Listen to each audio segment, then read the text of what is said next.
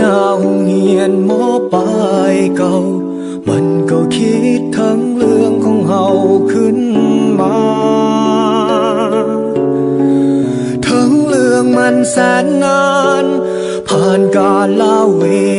ลาแต่คิดขึ้นมาเมื่อได้แล้วใจยิ้มอยู่ที่ห้อง52เลี้ยวมองเข้าไปเห็นภาพเก่าภาพที่สองเฮาเคยนั่งเฮียนโต๊ะตั้งไม้เก่าๆที่เฮาเคยใส่นั่งขีดเขียนข้างฝาห้องเฮียนเขียนว่า I love you คิดทั้งชีวิตม.5 คิดทั้งคนฮักตอนม.5 คิดทั้งวันเวลาเก่าเล่า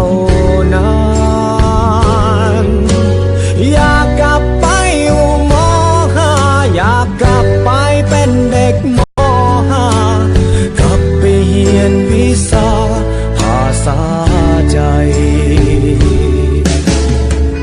พอกลับมาถึงบ้านลองค้นภาพถ่ายเมื่อวันวานเห็นภาพสองคนนั้นกับเพื่อนฝูงทุกคนยิ้มแย้มแจ่มใสยังจำตอนนั้นงานปีใหม่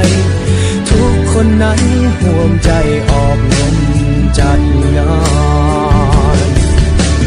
อยู่ที่ห้อง52เลี้ยวมองเข้าไปเห็นภาพเก่าภาพที่สองเฮาเคยนั่งเฮียนโต๊ะตั้งไม้เก่าๆที่เฮาเคยใส่นั่งขีดเขียนข้างฝาห้องเฮียนเขียนว่า I love you คิดทั้งชีวิตม